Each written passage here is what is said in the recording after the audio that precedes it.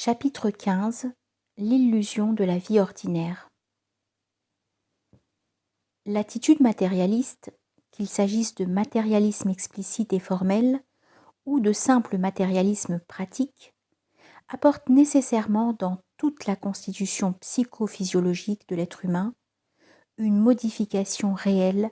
et fort importante. Cela est facile à comprendre. Et en fait, il n'y a qu'à regarder autour de soi pour constater que l'homme moderne est devenu véritablement imperméable à toute influence autre que celle de ce qui tombe sous ses sens. Non seulement ses facultés de compréhension sont devenues de plus en plus bornées, mais le champ même de sa perception s'est également restreint. Il en résulte une sorte de renforcement du point de vue profane, puisque si ce point de vue est né tout d'abord d'un défaut de compréhension, donc d'une limitation des facultés humaines,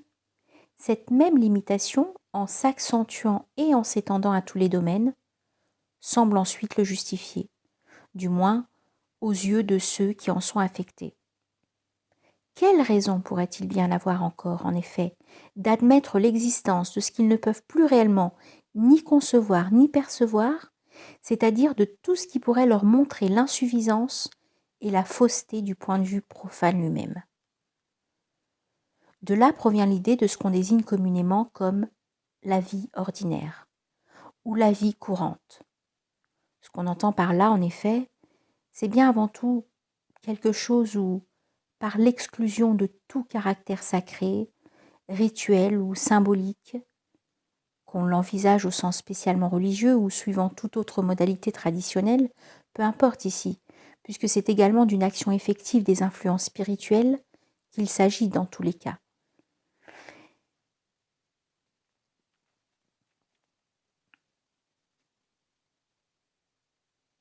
Rien qui ne soit purement humain ne saurait intervenir en aucune façon. Et ces désignations mêmes impliquent en outre que tout ce qui dépasse une telle conception, même quand il n'est pas encore nié expressément, est tout au moins relégué dans un domaine extraordinaire, considéré comme exceptionnel, étrange et inaccoutumé. Il y a donc là, à proprement parler, un renversement de l'ordre normal, tel qu'il est représenté par les civilisations intégralement traditionnelles, où le point de vue profane n'existe en aucune façon. Et ce renversement ne peut aboutir logiquement qu'à l'ignorance ou à la négation complète du supra-humain. Aussi, certains vont-ils jusqu'à employer également dans le même sens l'expression de vie réelle, ce qui au fond est d'une singulière ironie, car la vérité est que ce qu'ils nomment ainsi n'est au contraire que la pire des illusions. Nous ne voulons pas dire par là que les choses dont il s'agit soient en elles-mêmes dépourvues de toute réalité, encore que cette réalité qui est en somme celle même de l'ordre sensible soit au degré le plus bas de tous, et qu'au-dessous d'elle, il n'y ait plus que ce qui est proprement au-dessous même de toute existence manifestée. Mais c'est la façon dont elles sont envisagées qui est entièrement fausse, et qui, en les séparant de tout principe supérieur, leur dénie précisément ce qui fait toute leur réalité. C'est pourquoi, en toute rigueur,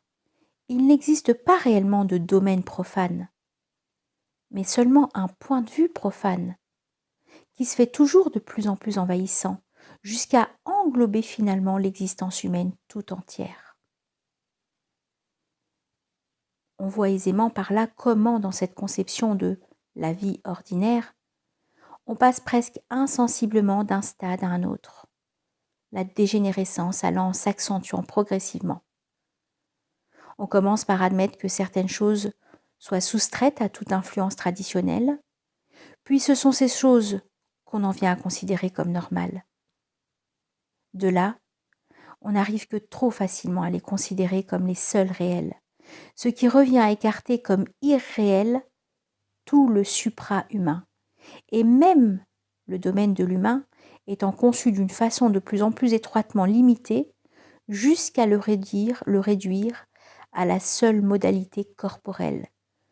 tout ce qui est simplement d'ordre suprasensible. Il n'y a qu'à remarquer comment nos contemporains emploient constamment, et sans même y penser, le mot réel, comme synonyme de sensible, pour se rendre compte que c'est bien à ce dernier point qu'ils en sont effectivement, et que cette manière de voir s'est tellement incorporée à leur nature même, si l'on peut dire, qu'elle est devenue chez eux comme instinctive.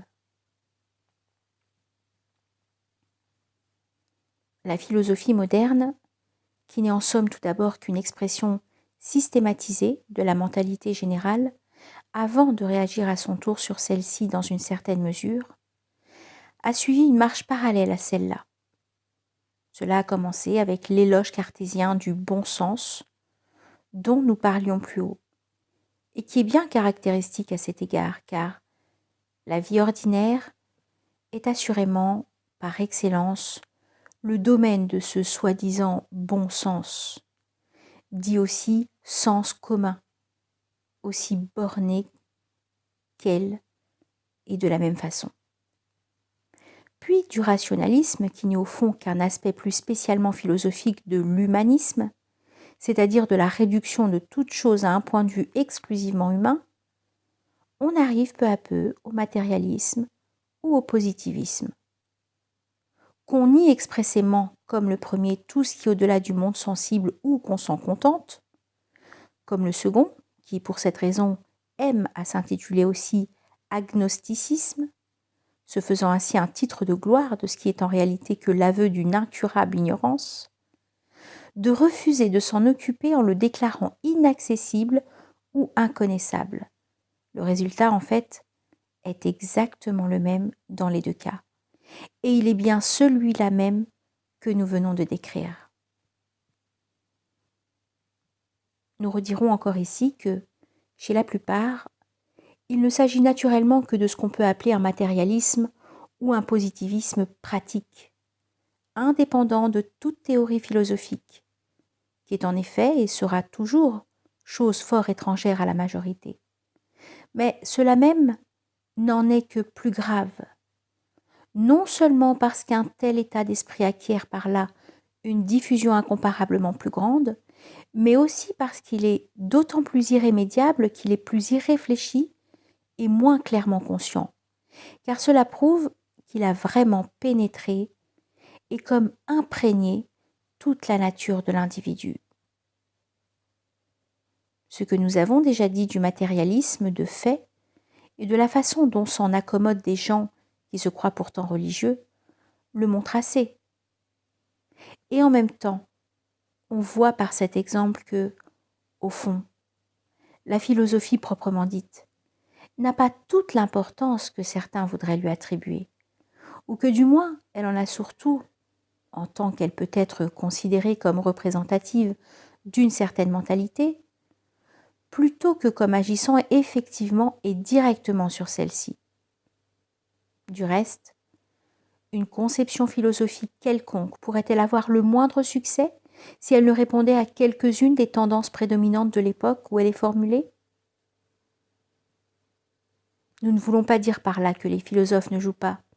tous comme d'autres, leur rôle dans la déviation moderne, ce qui serait certainement exagéré, mais seulement que ce rôle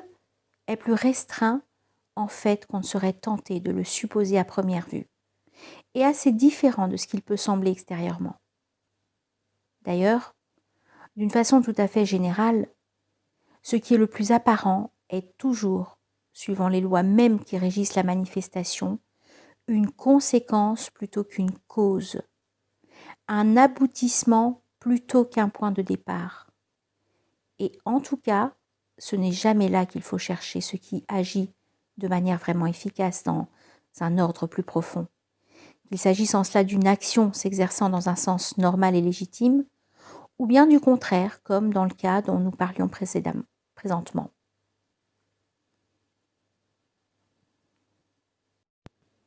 Le mécanisme et le matérialisme eux-mêmes n'ont pu acquérir une influence généralisée qu'en passant du domaine philosophique au domaine scientifique. Ce qui se rapporte à ce dernier, ou ce qui se présente à tort ou à raison comme revêtu de ce caractère scientifique, a en effet très certainement pour des raisons diverses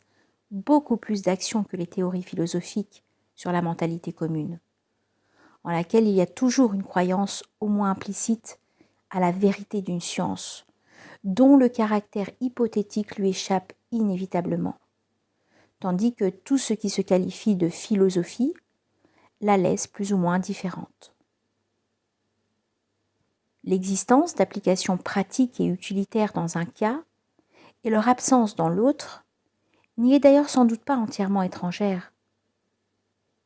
Ceci nous ramène justement encore à l'idée de la vie ordinaire, dans laquelle il rentre effectivement une assez forte dose de pragmatisme, et ce que nous disons là est encore, bien entendu, tout à fait indépendant du fait que certains de nos contemporains ont voulu ériger de pragmatisme en système philosophique, ce qui n'a été rendu possible qu'en raison même de la tournure utilitaire qui est inhérente à la mentalité moderne et profane en général. Et aussi parce que, dans l'état présent de déchéance intellectuelle,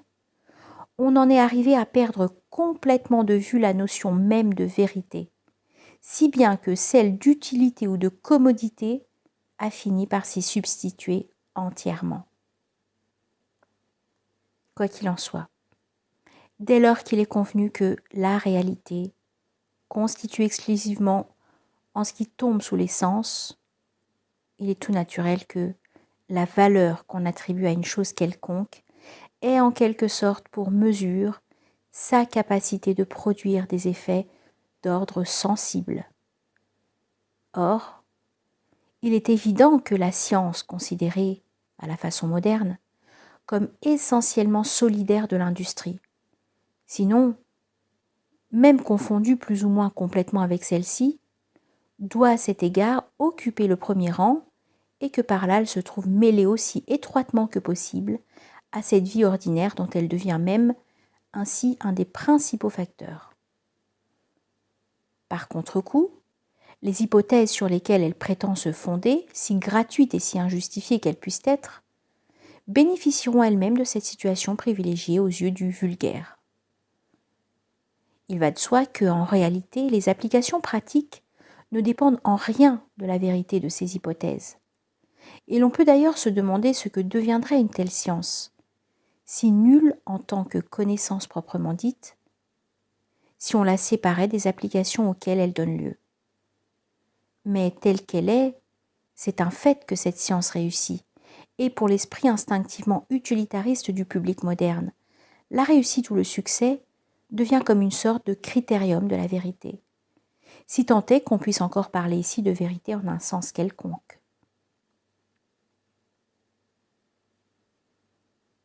Qu'il s'agisse d'ailleurs de n'importe quel point de vue, philosophique, scientifique ou simplement pratique, il est évident que tout cela, au fond, ne représente qu'autant d'aspects divers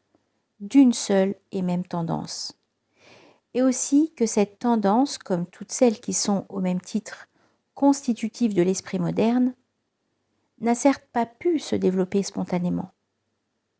Nous avons déjà eu assez souvent l'occasion de nous expliquer sur ce dernier point, mais ce sont là des choses sur lesquelles on ne saurait jamais trop insister. Et nous aurons encore à revenir dans la suite sur la place plus précise qu'occupe le matérialisme dans l'ensemble du plan, suivant lequel s'effectue la déviation du monde moderne. Bien entendu, les matérialistes eux-mêmes sont, plus que quiconque, parfaitement incapables de se rendre compte de ces choses, et même d'en concevoir la possibilité, aveuglés qu'ils sont par leurs idées préconçues, qui leur ferment toute issue hors du domaine étroit où ils sont habitués à se mouvoir. Et sans doute, en serait-il tout aussi étonné qu'il le serait de savoir qu'il a existé, et qu'il existe même encore des hommes pour lesquels ce qu'ils appellent la vie ordinaire serait bien la chose la plus extraordinaire qu'on puisse imaginer, puisqu'elle ne correspond à rien de ce qui se produit réellement dans l'existence. C'est pourtant ainsi, et qui plus est, ce sont ces hommes qui doivent être regardés comme véritablement normaux, tandis que les matérialistes, avec tout leur bon sens, tant vanté et tout le progrès dont ils se considèrent fièrement comme les produits les plus achevés et les représentants les plus avancés, ne sont au fond que des êtres en qui certaines facultés se sont atrophiées au point d'être complètement abolies. C'est d'ailleurs à cette condition seulement que le monde sensible peut leur apparaître comme un système clos, à l'intérieur duquel ils se sentent en parfaite sécurité. Il nous reste à voir comment cette illusion peut, en un certain sens et dans une certaine mesure, être réalisée du fait du matérialisme lui-même. Mais nous verrons aussi plus loin comment, malgré cela, elle ne représente en quelque sorte qu'un état d'équilibre éminemment instable. Et comment, au point même où les choses en sont actuellement, cette sécurité de la vie ordinaire, sur laquelle a reposé jusqu'ici toute l'organisation extérieure du monde moderne, risque fort d'être troublée par des interférences inattendues.